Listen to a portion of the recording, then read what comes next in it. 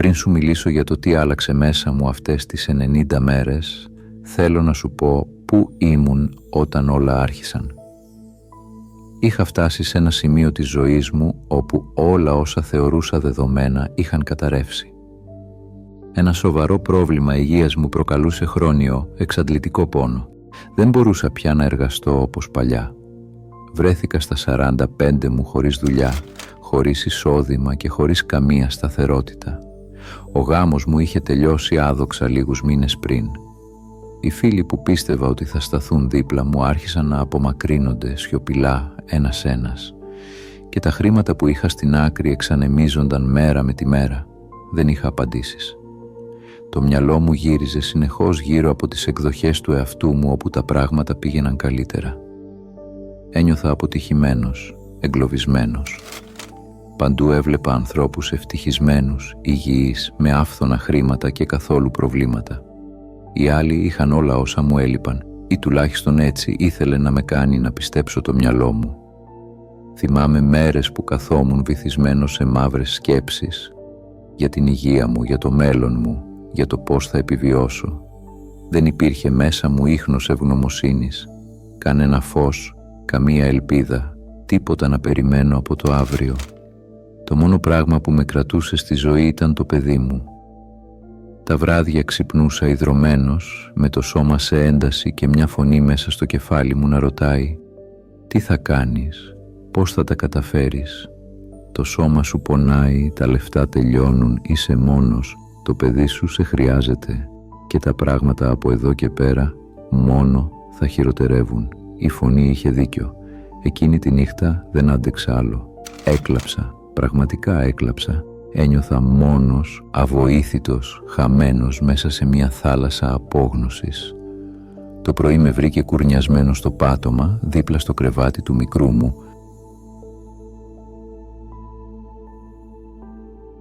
Η φωνή στο κεφάλι ξεκίνησε να λέει τα δικά της. Ναι, έλεγε την αλήθεια. Συγκεκριμένα, έλεγε μία εκδοχή της αλήθειας. Μία από τις πολλές εκδοχές. Προέβλεπε το μέλλον με βάση τα έως τώρα δεδομένα. Και τότε κάτι μέσα μου άλλαξε. Είπα στον εαυτό μου, αν η λύση δεν υπάρχει θα τη δημιουργήσω εγώ. Αν η ζωή δεν μου δίνει απαντήσεις θα τις βρω μόνος μου. Γιατί αρνούμαι να είμαι πια έρμεο των καταστάσεων. Σήμερα παίρνω τον έλεγχο της ζωής μου. Δεν το ήξερα, αλλά εκείνη η απόφαση ήταν το πρώτο μου κβαντικό άλμα. Πόσες φορές έχεις πιάσει πάτο στην ζωή σου και πόσες φορές στάθηκες στα πόδια σου και βγήκες από κάθε κατάσταση που έμοιαζε μάταιη. Για μένα αυτή θα ήταν η δεύτερη φορά. Η πρώτη ήρθε στα 30 μου. Μια μεγάλη ρήξη με την οικογένεια, μετακόμιση σε ξένο τόπο, αλλαγή επαγγελματικής πορείας. Λέγεται πως κάθε άνθρωπος τουλάχιστον μία φορά στην ζωή του θα βιώσει ένα reset, μία επανεκκίνηση, οικονομική, κοινωνική, επαγγελματική, συντροφική. Το πρόβλημα με αυτές τις επανεκκινήσεις δεν είναι μόνο ότι επιφέρουν πολύ μεγάλες αλλαγές στην ζωή μας, αλλά ότι μας αλλάζουν σε ένα τόσο θεμελιώδες επίπεδο όσο η ταυτότητά μας. Ποιος είμαι τώρα που άλλαξα επάγγελμα? Ποιος είμαι τώρα που δεν κάνω παρέα με εκείνο τον κύκλο ανθρώπων? Ποιος είμαι τώρα που χώρισα με τον άνθρωπο που θεωρούσα η οικογένειά μου? Το να αλλάζεις ταυτότητα στα 30 σου, στα 40 σου, στα 60 σου είναι τρομακτικό. Αλλά είναι και γενναίο και μας θυμίζει θέλοντας και μη ότι είναι στη φύση μας να επιβιώνουμε, να προσαρμοζόμαστε, να ξεπερνάμε τους εαυτούς μας και να μας εκπλήσουμε με το πόση δύναμη έχουμε μέσα μας.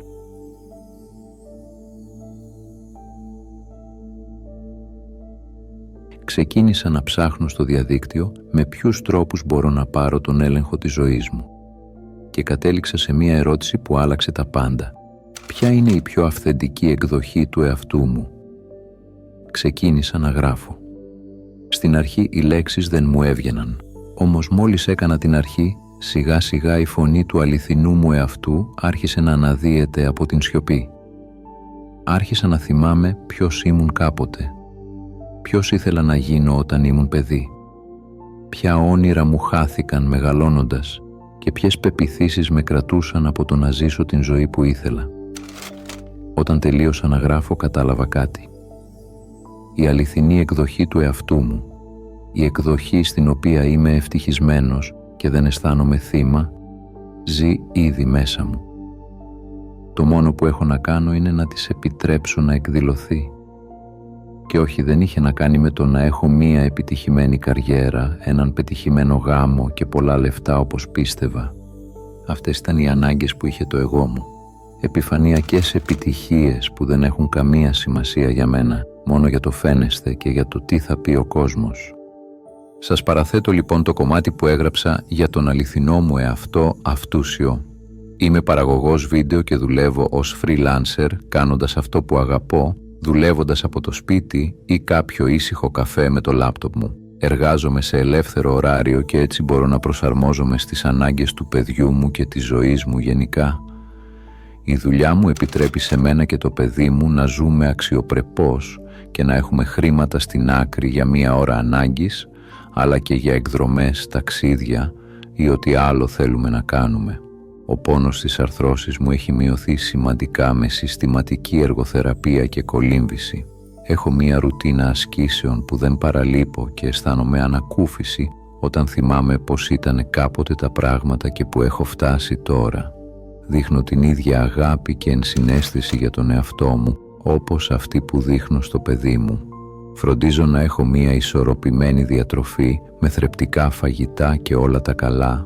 Βάζω όριο στη χρήση κινητού και φροντίζω να περπατάω και να εκτίθεμαι στον ήλιο καθημερινά. Βρίσκω χρόνο για να κάνω πράγματα για τον εαυτό μου, ώστε να μην με καταπιεί ο γονεϊκός μου ρόλος. Ξυπνάω με μία αίσθηση ευγνωμοσύνης για αυτά που έχω και μία αίσθηση δίψας για αυτά που θέλω να καταφέρω στο μέλλον. Έχω έναν κοινωνικό κύκλο που έχει παρόμοια ενδιαφέροντα με μένα, βγαίνουμε συχνά και περνάμε όμορφα. Έχω ένα καθαρό, οργανωμένο και περιποιημένο σπίτι και το απολαμβάνω. Αισθάνομαι καλά με τον εαυτό μου και νιώθω περήφανος για την ζωή που κάνω. Έχω μια ζωή γεμάτη σκοπό, δημιουργικότητα, αγάπη και έμπνευση. Φροντίζω την σωματική και ψυχική μου υγεία. Αγαπώ τον εαυτό μου, τον γιο μου. Δίνω και λαμβάνω αγάπη. Απολαμβάνω το τώρα και νιώθω ότι με περιμένουν πολλά όμορφα μελλοντικά τώρα. Χαμογελάω. Η ζωή είναι όμορφη.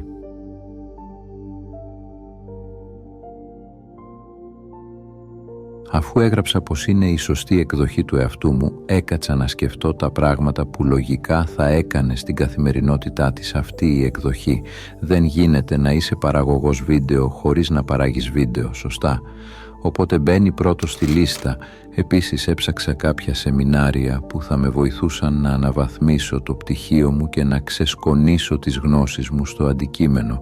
Ξέθαψα τις σημειώσεις για τις ασκήσεις εργοθεραπείας που έκανα μετά το χειρουργείο και πήρα στο κολυμβητήριο να μάθω τι χαρτιά χρειάζονται για να ξεκινήσω. Αγόρασα σκουφάκι, γυαλάκια και βατραχοπέδιλα. Βρήκα μία ομάδα στο Facebook που μαζεύεται για επιτραπέζια μία φορά την εβδομάδα. Έκανα ένα πλάνο για το σούπερ μάρκετ έτσι ώστε να μην ξεμένω από επιλογές όποτε πεινάω και να καταλήγω να τρώω βλακίες. Ξεκίνησα να γράφω σε ένα ημερολόγιο κάθε πρωί για ποια πράγματα είμαι ευγνώμων. Δεν έγιναν όλες σε μία μέρα. Ξεκίνησα με πολύ μικρά βήματα. Όμως η αλλαγή είναι σαν χιονοστιβάδα.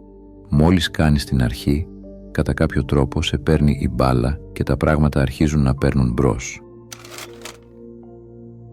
Τις επόμενες εβδομάδες άρχισαν να συμβαίνουν πράγματα. Έβαλα το ξυπνητήρι μισή ώρα πριν και έκανα τις ασκήσεις μου.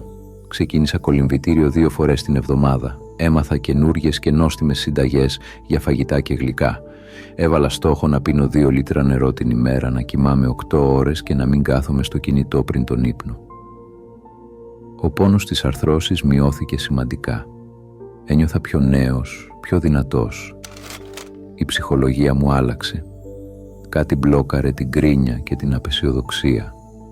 Άρχισα να χαμογελάω, να απολαμβάνω την καθημερινότητα, να μην είμαι εγκλωβισμένος στα πριν και τα μετά.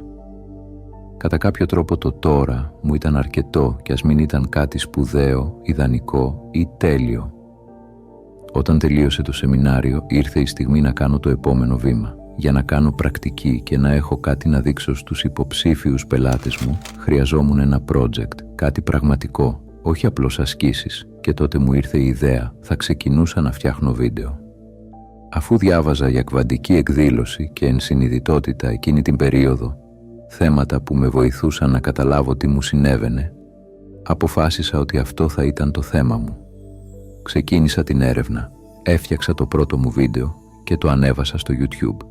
Ξέρετε, όταν κάνεις βίντεο πρέπει να ξέρεις σε τι κοινό απευθύνεσαι. Αυτό σε βοηθάει να βρεις τους ανθρώπους που θα επωφεληθούν ή θα βοηθηθούν από το περιεχόμενό σου. Όταν ανέβασα το πρώτο μου βίντεο και το είδα, κατάλαβα κάτι που με σόκαρε. Το βίντεό μου προοριζόταν για μένα.